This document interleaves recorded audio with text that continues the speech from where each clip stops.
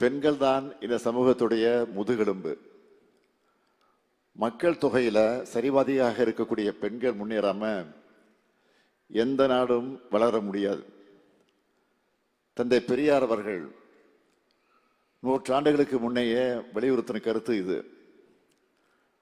அவருடைய வழியை பின்பற்றி முத்தமிழறிஞர் கலைஞர் அவர்கள் பெண்களுடைய முன்னேற்றத்திற்கான ஏராளமான திட்டங்களை செயல்படுத்தினார். குடும்ப சொத்தில பெண்களுக்கு சம உரிமை, காவல்துறையில பெண் காவலர்கள், கிராமப்புற பெண்களும் மேன்மையடைவதற்கு அடித்தளமான மகளிர் சுய உதவி குழுக்கள், அரசியல் பங்கேற்பில் பெண்களுக்கான பிரதிநிதித்துவத்தை உறுதி செய்ய உள்ளாட்சிகளில் இடஒதுக்கீடுன்னு நீண்ட பட்டியலை போட முடியும். அடுத்து இப்போ திராவிட மாடல் அரசுலையும் பெண்களுடைய சம பங்களிப்பை அதிகரிக்கணும்னு இதுவரை இல்லாத அளவுக்கு பல திட்டங்களை செயல்படுத்திக்கிட்டு இருக்கிறோம். அதில் முதன்மையானது பேருந்துகளில் கட்டணமில்லா விடியல் பயணம். இதன் மூலமா பெண்களின் பயணங்கள் அதிகரிச்சிருக்கு. அடுத்து பெண்கள் டிகிரி வாங்குறத உறுதி செய்யக்கூடிய வகையில் புதுமை பெண் திட்டம். படிச்சு முடிக்கிற வரை மாதம் 1000 ரூபாய் கிடைக்கிறதுனால கல்லூரிக்கு வரக்கூடிய பெண்களுடைய எண்ணிக்கை அதிகமாகி இருக்கு. அதுவும் பிசி, எம்பிசி, எஸ்சி, எஸ்டி சமுதாய மாணவிகள் இந்த திட்டத்தில் அதிகமாக பயனடைகிறாங்க.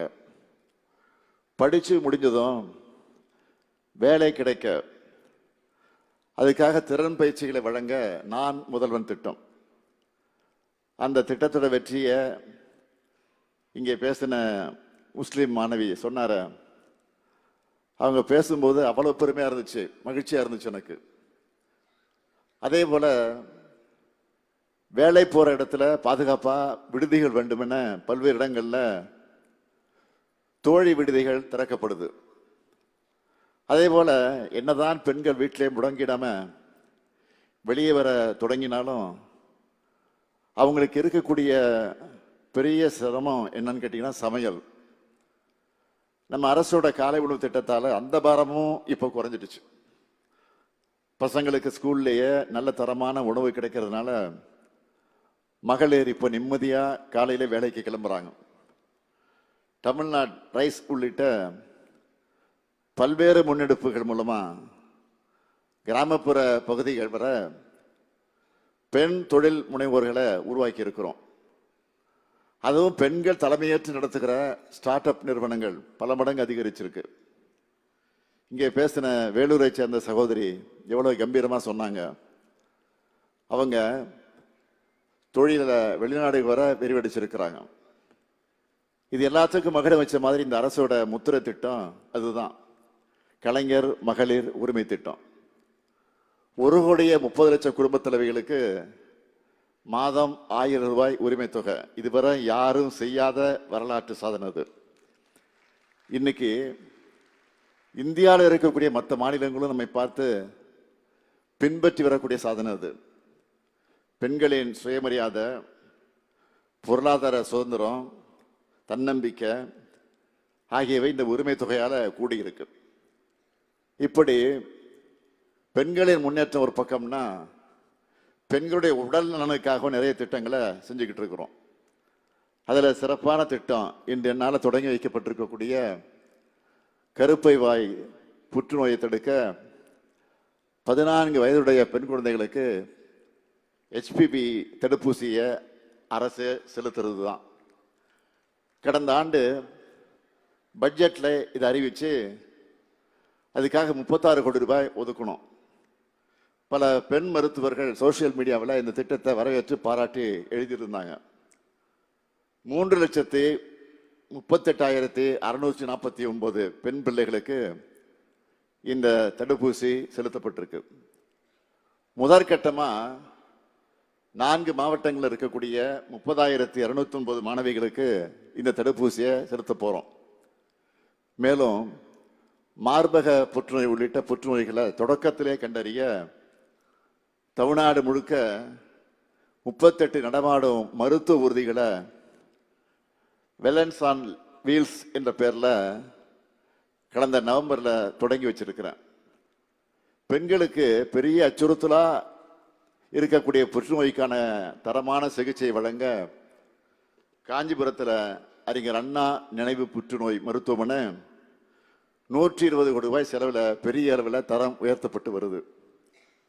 ஊட்டச்சத்தை உறுதி செய்கிற திட்டம் மூலமா பாலூட்டும் தாய்மார்களுக்கு ஊட்டச்சத்து பெட்டகங்கள் வழங்குகிறோம்.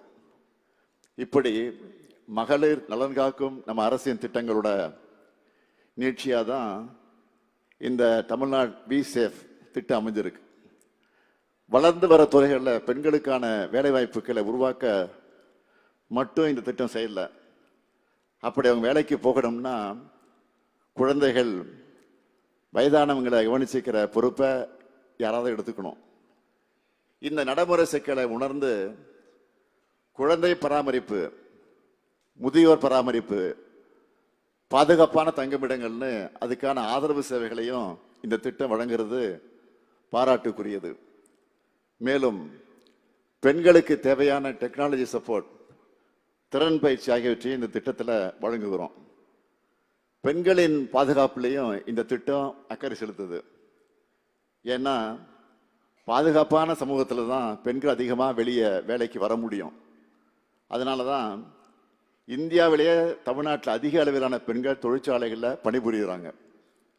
பெண்களுக்கான பாதுகாப்புக்காக காவல் அவசர உதவி, அதனுடைய எண் 181, காவலன் SOS மொபைல் செயலி உள்ளிட்ட மூலமாக பெண்களின் பாதுகாப்பை உறுதி செய்கிறோம். முழுக்க நம்ம திராவிட மாடல் அரசினுடைய திட்டங்களோட ஒத்துப்போகக்கூடிய குறிக்கோள்களை இந்த தமிழ்நாடு மகளிர் வேலைவாய்ப்பு மற்றும் பாதுகாப்பு திட்டம் கொண்டிருக்கு. அதனால தான் இந்த உச்சி மாநாட்டுக்கு அழைப்பாளராக இல்லாமல் உங்களில் ஒருத்தனா, இன்னும் சொன்னால் ஒரு பார்ட்னராக நான் வந்திருக்கிறேன். ஆண் பெண்ணுக்கு இடையிலான பாலின இடைவெளியை குறைச்சா பொருளாதாரம் வேகமாக வளரணும்னு IMF அமைப்பே சொல்லுது. நாங்களும் 2030க்குள்ள $1 டிரில்லியன் பொருளாதாரம் கொண்ட தமிழ்நாடு என்னும் எங்கள் இலக்கை அடைய பெண்கள் தான் முக்கிய பங்கு வகிக்கணும்னு செயல்பட்டு வரோம். இந்த உலக மகளிர் உச்சி மாநாட்டில் தமிழ்நாட்டு பெண்களுக்கு நான் தரக்கூடிய பிராமிஸ் என்னன்னா, ஒவ்வொரு பெண்ணும் கல்வி கற்கக்கூடிய ஒவ்வொரு பெண்ணும் சுதந்திரமாக வாழ, பெண்கள் மரியாதையான ஊதியத்தை பெற்றிட, பெண்கள் தொழில் முனைவர்களாக மாற, பெண்கள் எந்தவித அச்சமில்லாமல் வாழ எனது தலைமையிலான உங்க திராவிட மாடல் அரசானது உரிய கட்டமைப்பை உருவாக்கும். அதற்காக தொடர்ந்து உழைக்கும் என சொல்லி உங்களிடமிருந்து விடைபெறுகிறேன். நன்றி.